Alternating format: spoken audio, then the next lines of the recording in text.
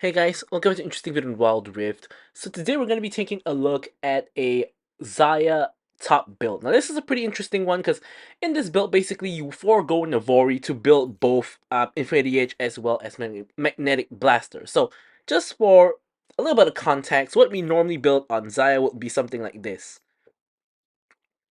So normally you would go for NAVORI second or maybe third item, and then you would have either IE here or you would have Blaster in the place of IE, like so. So generally it's either one of these builds, but in this top rank build, basically we go for both IE as well as Blaster, and then we drop NAVORI. So as you can see, the top player now is currently using this build, and at the time that I played this game, which is like a couple of days before I recorded this video, all top 3 people were using this build. So I thought I had to give it a try and decide for myself if it's good. So I'll talk a little bit more about if I think it's good in the gameplay. But basically, the logic is pretty simple. So basically, you go for Gluttonous Use first, AD and Omnivamp, and then Bloodthirster, huge amounts of AD, a little bit of physical vamp, and then you go into IE, again, huge amounts of AD once again, and of course boosting the crit damage. And then we go for Blaster next for the attack speed as well as the extra range.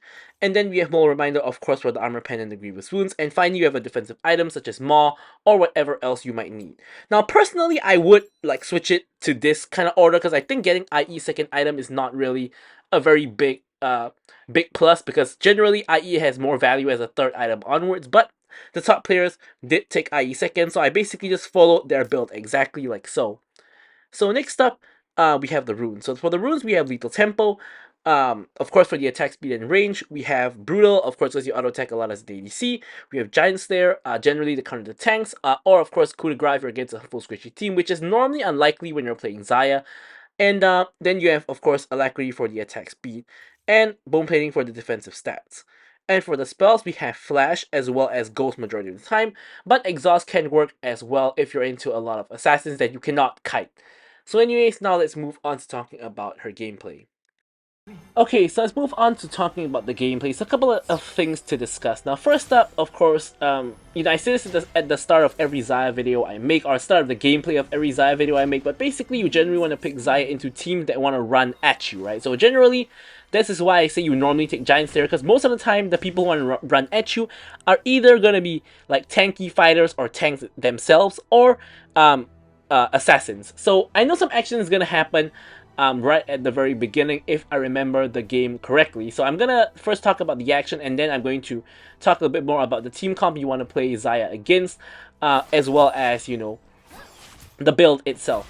So here you can see, I'm just basically trading a little bit with the enemies. For some reason, Kalista walks all the way right next to my bush where she gets stunned and slowed by Caitlyn. I'm just auto-attacking her down. I pop the ghost to kind of run her down, and she chooses not to flash or exhaust or anything, and she straight up just dies. So yeah, I mean, crucial mistake from Kalista there. Like, you don't want to hop near the enemy's bush because you have no idea if anyone's in there, and in this case, she got punished for it. So now let's go back to the discussion. Basically, in this game, we have, of course, 2 fighters, which is Olaf as well as Wukong, who definitely want to run at you, like what Olaf is doing to me here. I flash away. Olaf flashes the wrong direction, and because he flashes the wrong direction, I'm actually able to just walk out.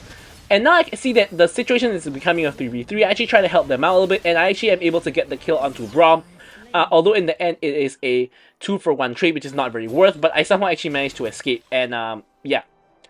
So, and then we have Braum, of course, who also not exactly wants to run at you, but he's going to be kind of in front. Now, Braum is actually a Xayah counter, because when Braum puts up the shield, the feathers actually drop in front of the shield and not go behind them, so it's hard to actually root people when there's a Braum at the meeting. So Braum is actually a Xayah counter, but I chose to pick Xayah anyway, also because it's a Kalista. So Kalista is a very short-range ADC that also wants to kind of run at you, although it is not very easy to root her considering how much mobility she has. But the general principle is, you know, you have a couple of people who want to run at you, and that's kind of when you want to pick Xayah.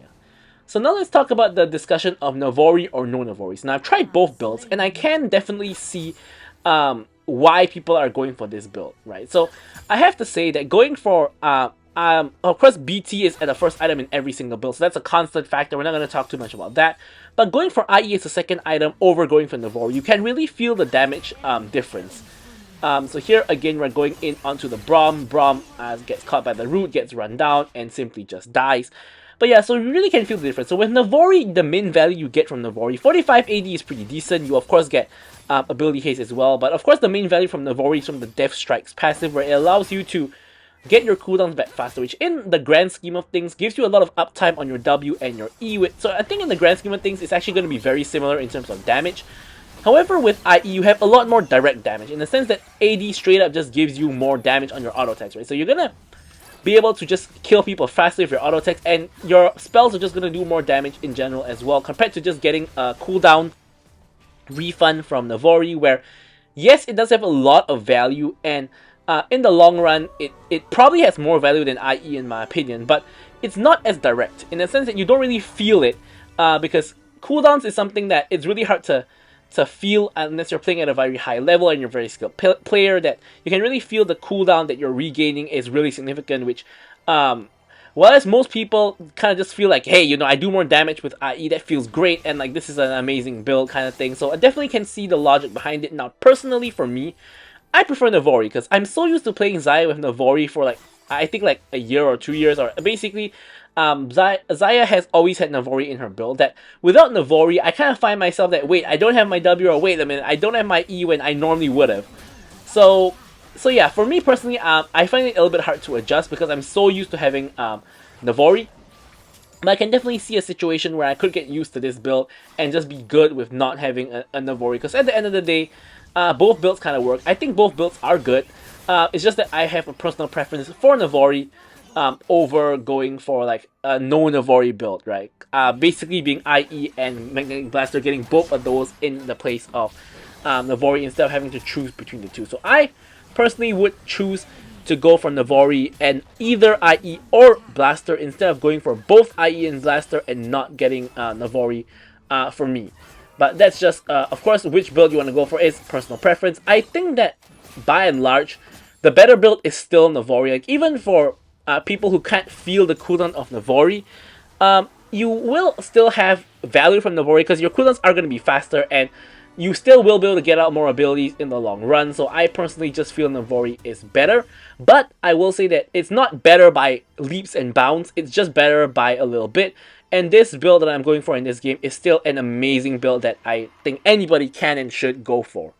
So now taking a look at the game, now we've already gotten 5 kills and we have completed our Bloodthirster. So we're in a very, very dominating position. We have 5k gold, and the next most gold on the team is actually the Zoe, who has 1k, who is 1k gold behind us. So here, being so far ahead, we're actually contesting the dragon, and we actually get the steal on the dragon. And here we finish off the Braum. Kalista is now on my tail. I'm trying to finish off the kill there. Now Kalista can pull out the spears for a lot of damage, so I'm actually ulting to prevent her from pulling the spears, but turns out that that wasn't even actually really needed, because she didn't pull the spears eventually, and Shen ends up killing her before she is able to do so. I think there was a little element of danger there. So here, I'm starting out the Herald, but Leona's looking for a catch onto Zoe, and I'm gonna follow up a little bit. So this catch goes onto Zoe. I'm trying to root her, but she flashes away with her real flash. Of course, if I rooted her there, she's gonna be instantly dead, but she does escape with her life. Shen picks up the tower. Sorry, not the tower, the turret, which is the Rift Herald basically. And Leona has to kind of navigate her way out of a little bit of a sticky situation. And now we're going to reset and head back to bot lane. So now the problem with rotating up to Herald is that this gives time for Kalista and Braum to farm some plates. So you take a look at Kalista's goal now, right? She's at 3.7k gold, and she's now starting to farm plates. Now she's jumping to you know, now from 3.7 she's now at basically 4k.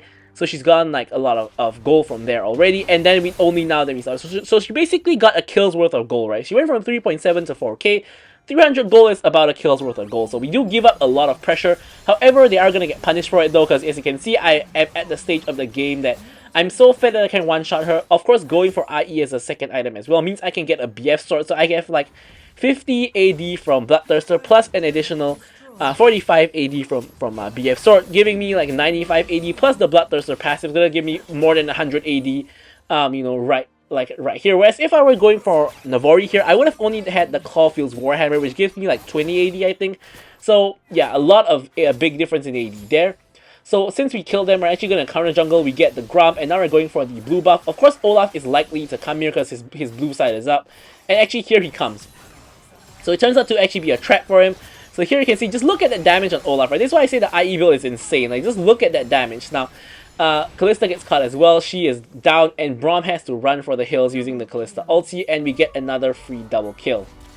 So it's really just nuts at this point. Like I can, as I said, just look at this gameplay. You can definitely see why this build is very successful because of how much damage you can just output, like in a burst sense, compared to the NAVORI build, where in the long run you do more DPS, but in the short fights you do a little bit less burst compared to this particular build.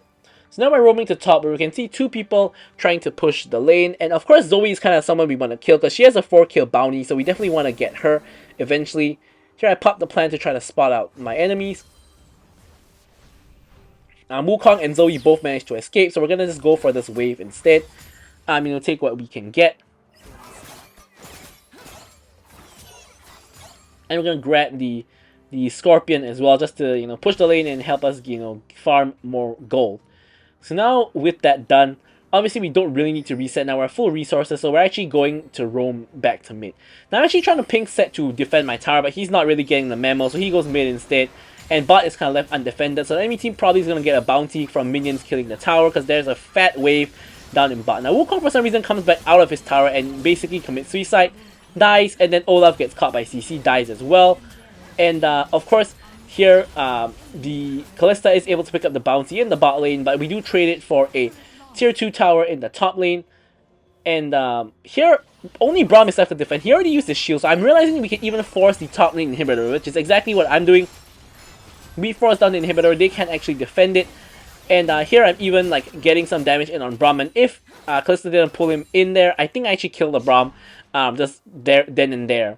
So the whole enemy team has respawned, and of course they're going to be chasing us down. So we're simply just going to walk away.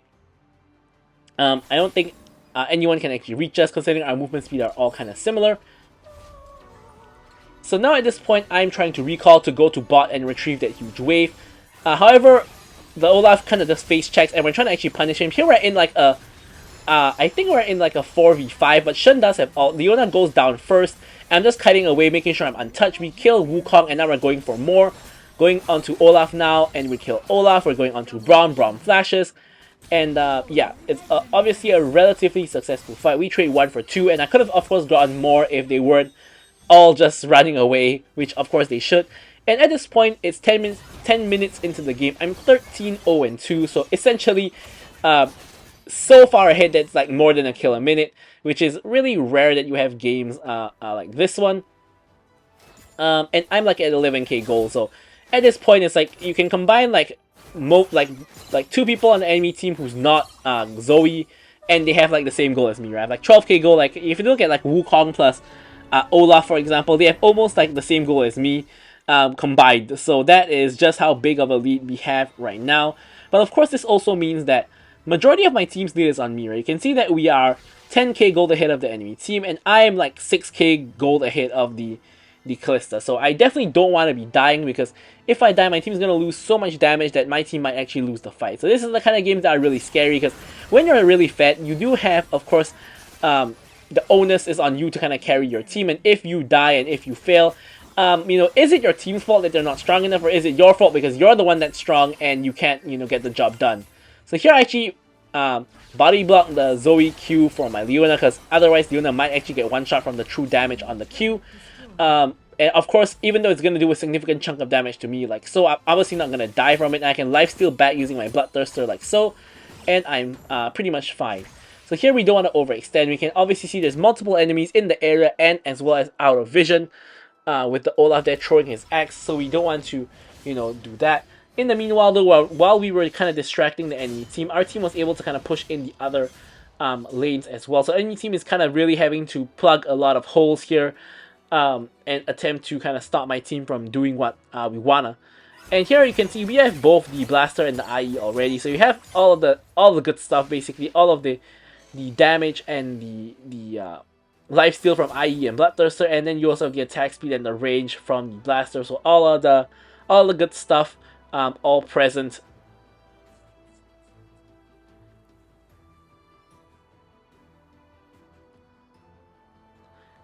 And here, honestly, I think that if we really wanted to, I think we could actually force Baron, and I think if the enemy come, we just kill all of them, and we either end the game or get Baron. But here, my team actually goes into the enemy jungle and looks for a fight, which I think is really not advisable, but because we're really far ahead, we are still kind of winning the fight, so it's still kind of fine. So here, I'm basically just trying to not get damaged. Olaf finally actually reaches me, but I'm still able to kite away and essentially just murder him. Not only Zoe and Braum are left alive, but look at this! I get one shot by Zoe, and she gets a 1k shutdown. So at that point, Zoe had like, she is like 6-0, but in terms of goals, she's like only 2k goal behind me, and she has like 3 full items. So she just one-shots me like 100-0. I was completely not expecting that. You can see I had flash, I had ulti, and I didn't even use any of it because I just didn't expect her to one-shot me right there. So that's a mistake I won't be making again in this game for sure. But wow, that Zoe one-shot damage was pretty nuts.